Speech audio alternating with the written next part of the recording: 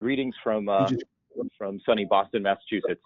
So just so everyone knows who I am, my name is Mike Ribb. I'm the Director of Field Support for ZOLL Medical. I am a paramedic educator and currently head up the clinical education and data support teams for ZOLL's North American division. So I've been a paramedic for 20 years, paramedic educator for about 18 years. So that's just my background, so you understand where I'm coming from.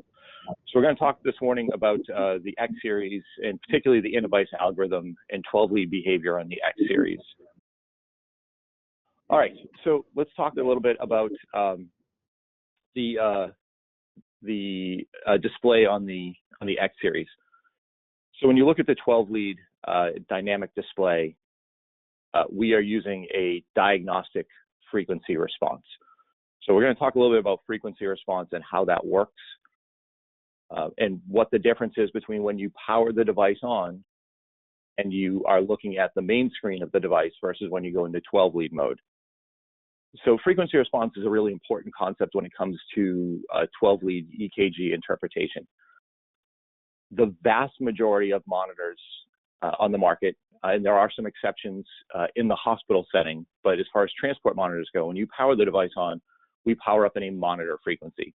So every device provides a very high level of filtration to that signal to provide a usable ECG signal for gross dysrhythmia interpretation. So you're very, very basics, differentiating between what's slow, what's regular, what's fast. Is it wide complex? Is it narrow complex? Do we have VF or ventricular tachycardia? Do we have an AFib or an A-flutter? But in terms of ST segment changes, those are very, very discrete changes. And so they occur in a very, very low frequency setting.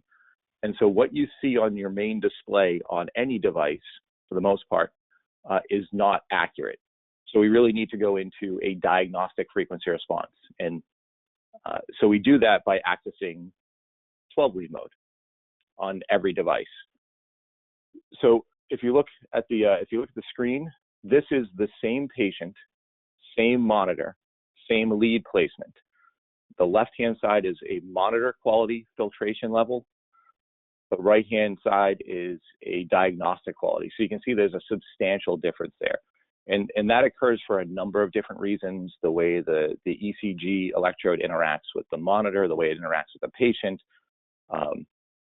When we open up the filtration to diagnostic quality, we allow a couple of different things to occur, and that's going to preserve ST segment fidelity. So really important concept. Please, obviously on the X series, anytime you're on the main screen, that's going to be a monitor quality. When you go into 12-lead mode, that's diagnostic quality. So the on-screen dynamic trace as well as the printout. Most of the other devices that you'll encounter, they may not display in diagnostic mode, but when you print out a 12-lead EKG, you'll be in a diagnostic filter quality. So just certainly an important concept. And on any device other than the X series, just make sure that you understand when those devices are in monitor mode and when they are in diagnostic mode. And understand that filtration levels change. Back in the days when we were all using analog filters, diagnostic mode was easy to recognize. Diagnostic mode started at 0.05 hertz for a high-pass filter. Now that we're moving into the digital age, everyone has different digital technology. Everyone uses a little bit different digital filtration to look at those and process those signals.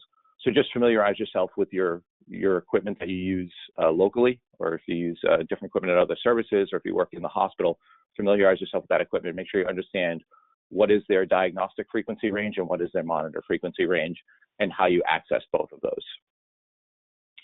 So again, for the X series, on your main display, no matter how many traces you have on that screen, so whether it's a single trace or up to 4 traces, that's going to be monitor frequency. And then when you move into the 12-lead mode, that is diagnostic frequency. So both the on-screen display and the printout will be in a diagnostic filter to preserve ST segment fidelity.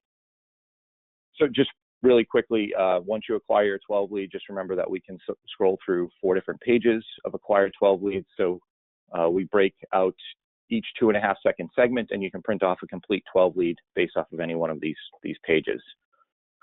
So let's talk a little bit about the in-device algorithm. and how it compares to some of the other algorithms that you've encountered. So it's important to understand that there are a vast array of 12-lead interpretive algorithms out in the field. I've listed out the 4 most popular ones on this slide. So obviously, the ZOLL X series and the ProPak MD both use the Innovice 12-lead interpretive algorithm. If you go back to our previous generation equipment, the ZOLL M series, CCT, and E series, as well as the PhysioControl LifePak 12, they all employed the GE Marquette 12SL interpretive algorithm. LifePak 15 uses the Glasgow interpretive algorithm, and then the Philips MRX uses the Philips DXL 12-lead algorithm for any of you that encounter those particular monitors. So understand that they all take a little bit of a different approach in terms of interpreting your 12-lead EKGs. And because of that, they're all going to have different language in terms of how they describe different anomalies. So again, just make sure you familiarize yourself with whatever interpretive software you find yourself using. So the big statement we look for is that acute myocardial infarction statement, so your AMI statements. So the top one, the *** STEMI, pertains to the Innovice algorithm. So whether using the ProPak MD or the X series for a patient who meets STEMI criteria, you're going to see that *** STEMI message. For the GE Marquette and the Glasgow algorithm, all of those patients fall under the acute MI statement, so that second statement down. So whether it's a STEMI or some other anomaly, some other ST segment change, they're going to fall under acute MI. On the Innovice algorithm, we actually break those patients out. So if you absolutely meet STEMI criteria, classic, widely accepted STEMI criteria, you're going to get a STEMI message. If you have ischemic changes but don't quite meet that STEMI criteria, or if you have significant ST segment elevation but also significant confounding factors, we will place those patients under the acute MI umbrella. So if the machine absolutely cannot say STEMI, but we do recognize ischemic anomalies, we will provide an acute MI message. So you may see either one of those as part of the Innovice algorithm. Glasgow and GE Marquette strictly use the acute MI umbrella, so all ischemic changes get placed under that. And then finally, the meets ST segment, ST elevation MI criteria, that is your Philips STEMI statement. So any of you that use the Philips MRX devices, you would see that. So when you see these statements have varying specificity and sensitivity. So specificity is generally fairly high, 94 to 99%. We really like to see specificity somewhere between 98 and 100%. And we'll explain what those numbers mean, or what that concept is of specificity versus sensitivity. And then your sensitivity, again, depending upon what algorithm and what generation of software you're using, somewhere between 52 and 79% sensitivity. So the bottom line is, if you see one of those statements, that patient is most likely having a myocardial infarction and is a candidate for PCI or your STEMI point of entry protocol, or however you define those acute MI patients. But we'll explain sensitivity and specificity over the next couple of slides. So sensitivity is recognition. So anytime we talk about the sensitivity of an algorithm, it's what percentage of MIs are we actually recognizing and are we actually diagnosing. So if I go back for a second, sensitivity is 52 to 79%. Now that's a very, very wide range.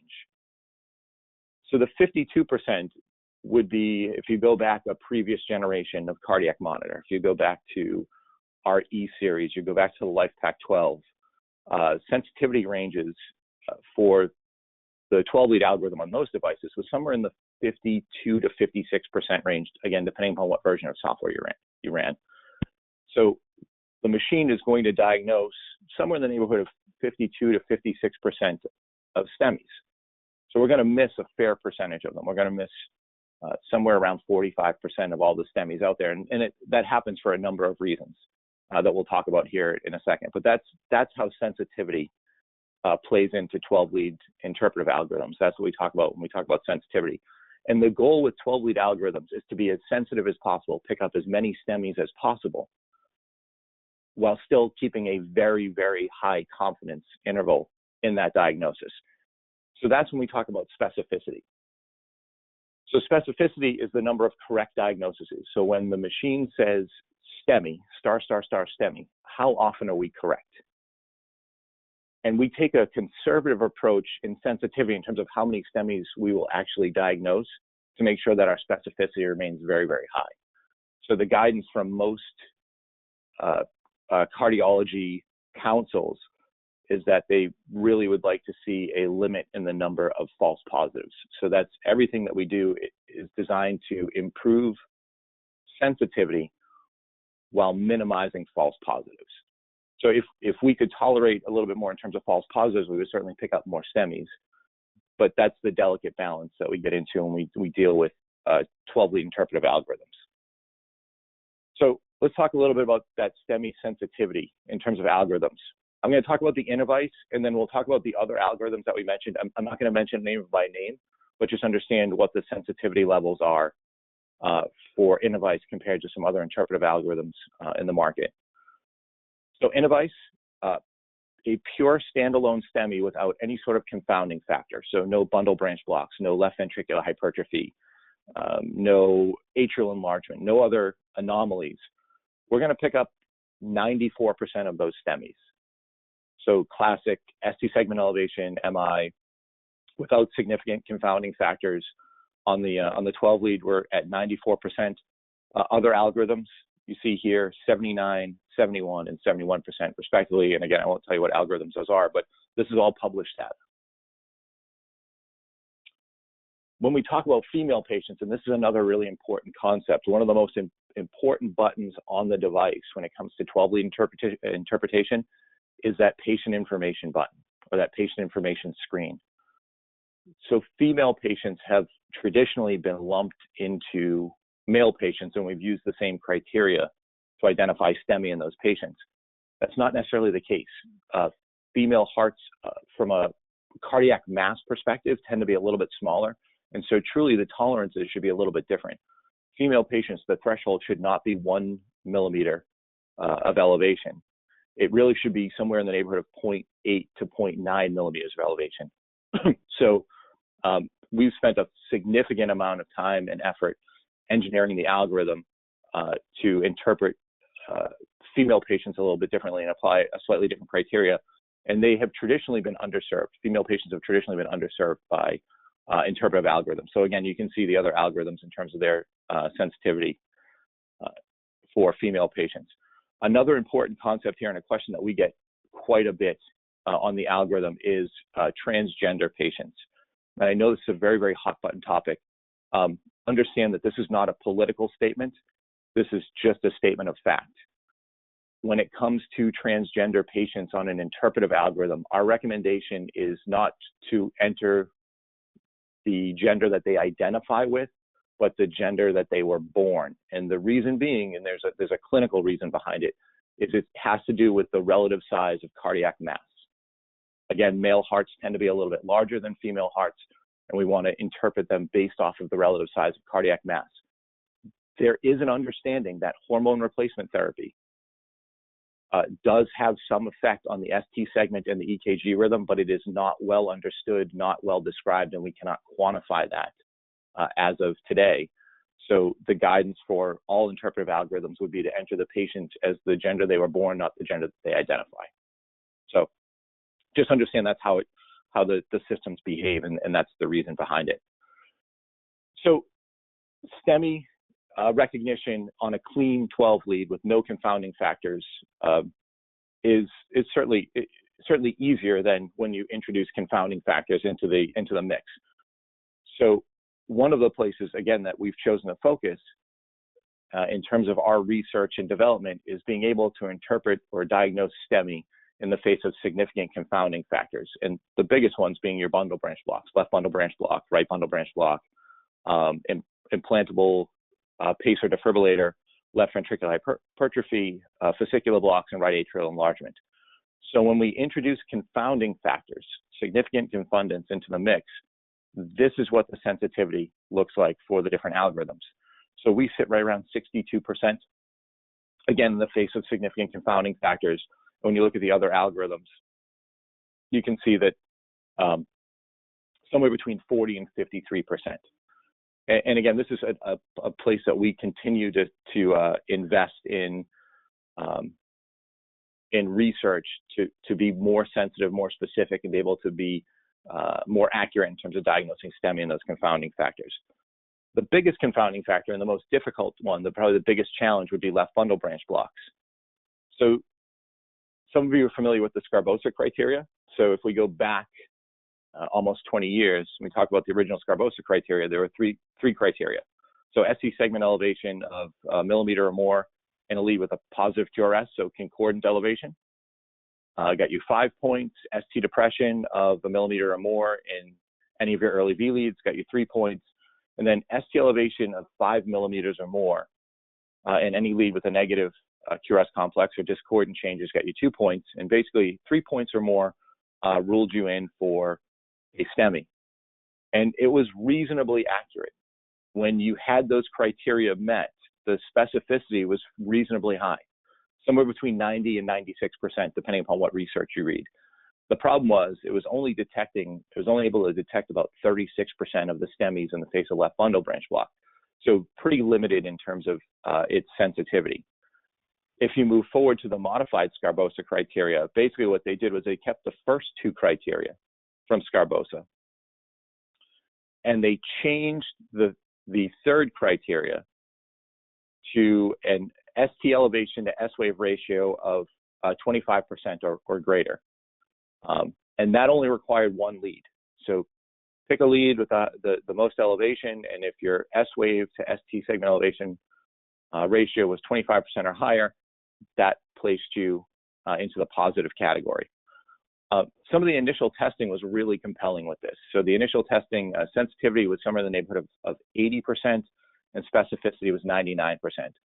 The problem with the testing of this was it was a very, very small cohort of patients. It was only tested on about 249 patients. There are other reports online. There's some other reports of reported sensitivity of 91% and 90% specificity. So the data online is a little bit variable, and again, it's still a very small percentage of patients that they've actually physically tested this on, and it was a retrospective study. So certainly some improvements over the original Sgarbossa criteria, but still a very small patient cohort. We don't have a broad spectrum database for this one. And even the original creators of the algorithm stated that they needed, the criteria, not the algorithm, stated that they needed more research to validate over a broader patient spectrum, but certainly some potential there. We actually take a pretty similar approach to modified Sgarbossa criteria on the X series with the Medidyne algorithm. So we identify concordant elevation, which is identical to their first criteria.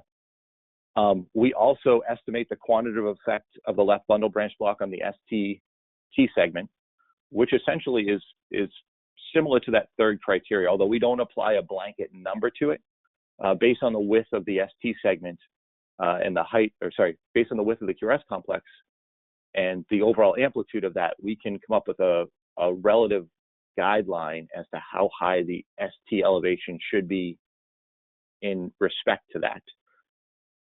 We apply a normalization criteria and then gauge ST segment elevation off that.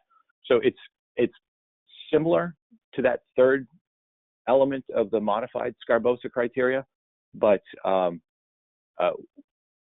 we do a little bit more to normalize. As opposed to applying a blanket 25%, we normalize the ST elevation to the size of the QRS complex and then gauge off that. So it's a patented technique, but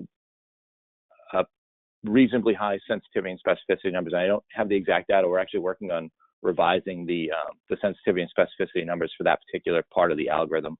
But performance-wise, is going to be very similar to that modified Sgarbossa criteria.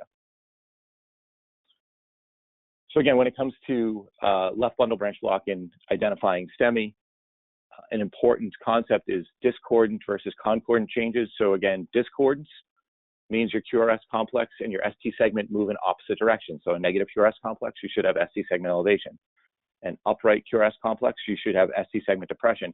And that is how a left bundle branch block or a patient with left ventricular hypertrophy or PVCs or an implanted pacemaker should behave.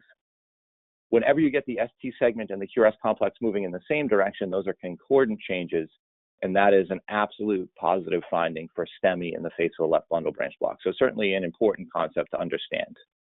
So just to look at some of the 12 leads and what that the interpretive statement looks like in the face of left bundle branch block.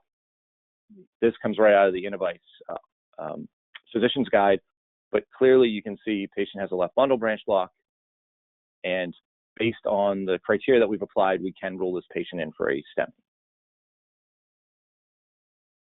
And that's just the rationale behind it and how we did our testing to validate this. So all of these patients from building the algorithm are a known endpoint. So it's a gold standard 12 lead. It is a 12 lead that has been interpreted by a cardiologist and then ruled in through either EP studies or in the cath lab and enzymes as well. So again, another patient here, positive STEMI in the face of left bundle branch block. Then you can see here, there are concordant changes in your inferior leads. So certainly a significant finding. And then just again, clinical workup. And all of this information is available in the back of the physician's guide for Medidyne. So the last piece we'll cover in terms of the Medidyne algorithm is in posterior infarction. And I understand that there's a very large project underway in your catchment area to identify posterior infarction. And this is one of the places where Medidyne excels, but also one of the places where we get a lot of questions. I probably get more questions about the interpretive algorithm in regards to posterior infarction than anything else. So again, in terms of posterior infarction, occurs in about 33% of all inferior infarcts. So when you're dealing with an inferior infarct, a third will appear alone, a third will have right ventricular involvement, and about a third will have posterior wall involvement. Posterior infarct can certainly occur by itself, independent of inferior infarction, but you do see them associated with inferior infarcts a fair percentage of the time. Typically, the way that we identify those is you take leads V4, 5, and 6, move them around to the posterior to V7, V8, V9, and rerun your 12 lead, which then brings up this type of scenario where we have significant depression in your early V leads. If you look at the very top of the screen, we move those leads 4, 5, and 6 around to the patient's posterior. We rerun the 12 lead. We relabel them V7, V8, V9. We do in fact have elevation there, and this patient now has ruled in for a posterior infarct. Same thing here, and I apologize, I do not have the posterior leads on this one, but standalone depression, early V leads, compelling history. They did in fact rerun those leads as posterior leads, and this patient did rule in for a STEMI. So the Medidyne algorithm can actually diagnose a posterior infarct without actually having to rerun those posterior leads. So we do it based off of the reciprocal changes in the early V leads. The algorithm is intelligent enough, and there's enough compelling data out there that we can accurately diagnose a posterior infarct purely based off of ST segment depression in your early V leads. And if you look here, this is again right out of the ops guide, but we do have a patient ruled in for a STEMI.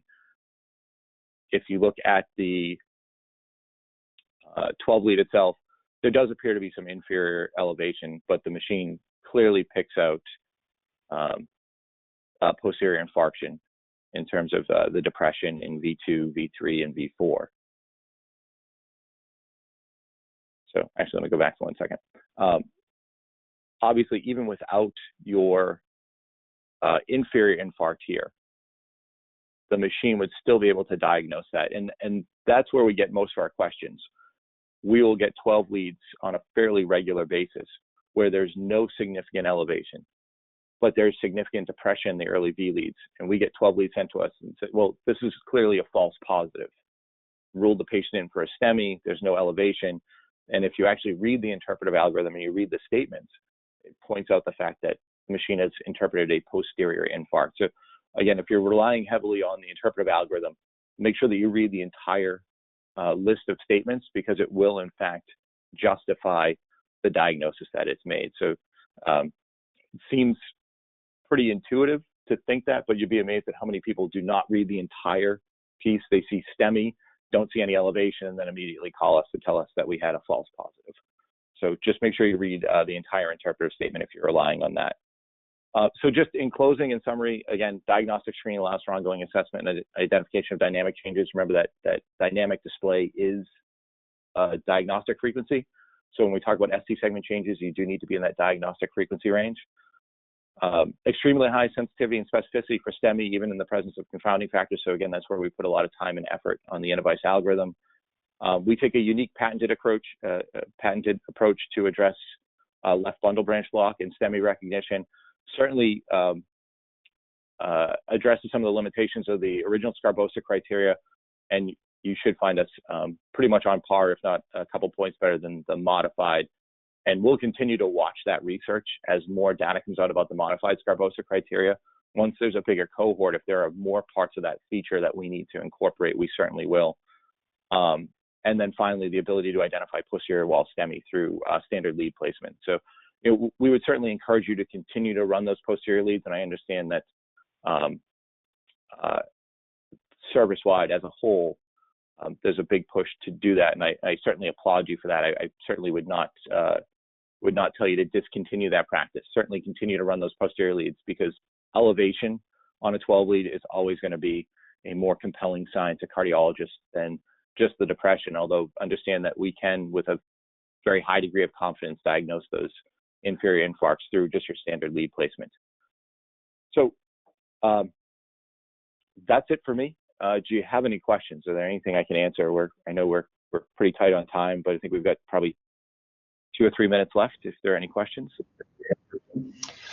I'll ask around, Mike, and I'll make him ask the question in Danish, and I'll translate to you. Er nogen, der har nogle spørgsmål til det her lige på de sidste 5 minutter? Det, som der egentlig er grundfilosofien, er at have hørt noget viden om, hvad det er, der ligger til grund for algoritmen, og hvornår kan man egentlig regne med den. Og når den endelig skriver det, kan man så regne med det, og hvor mange patienter inkluderer den. Det er sådan summeret op i forhold til det, som jeg synes, det var meget interessant at høre. Ja. Den måde, den tager højde for, om det er en mand eller en kvinde, på grund af anatomien i hjertet er større hos mænd. Hvad så, hvis du har en lille mand eller en stor kvinde? Kan deres algoritme så højt for det?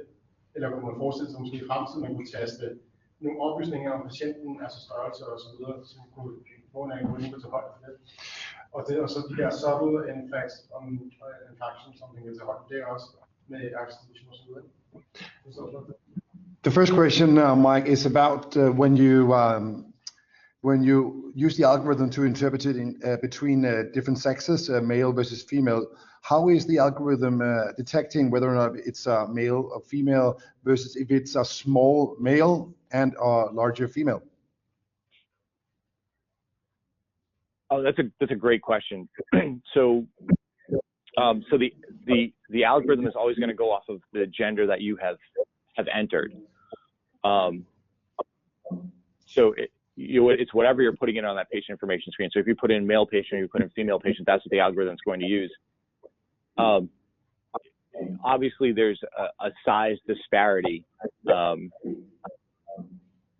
So I would imagine it's entirely possible if you had a very large female patient with a larger anatomy, that it's possible that lower threshold wouldn't necessarily apply. So you may miss a little bit, you may overdiagnose a little bit in that small percentage of the population, but generally the criteria is very, very subtle in terms of the differences. So it shouldn't create a significant number of false positives.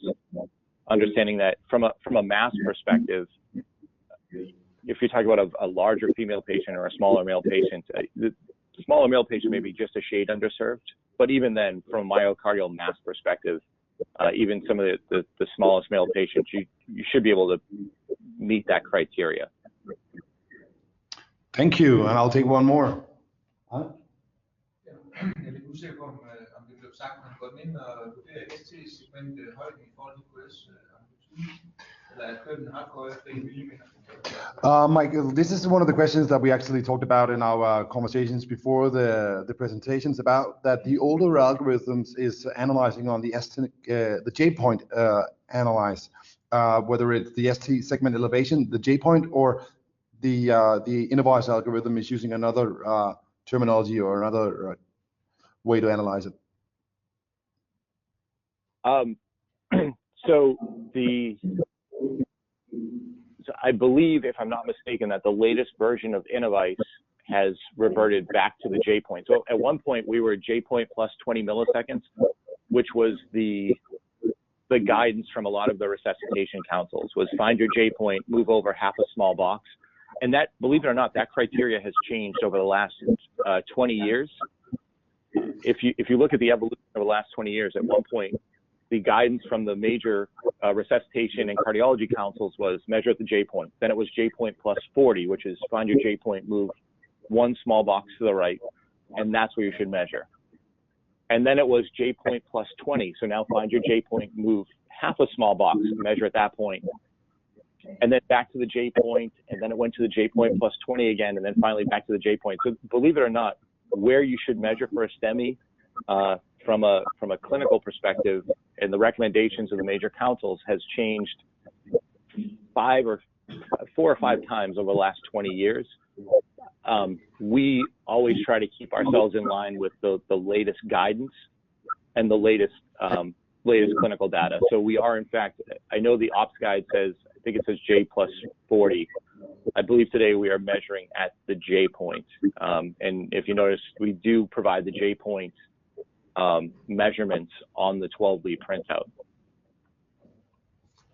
I think we'll leave it at that, Mike. Thank you so much for taking the time to do the presentation. I know it's early in Boston, and we will continue on with our course here. Thank you so much. Excellent. Well, thank you. Everyone have a good day.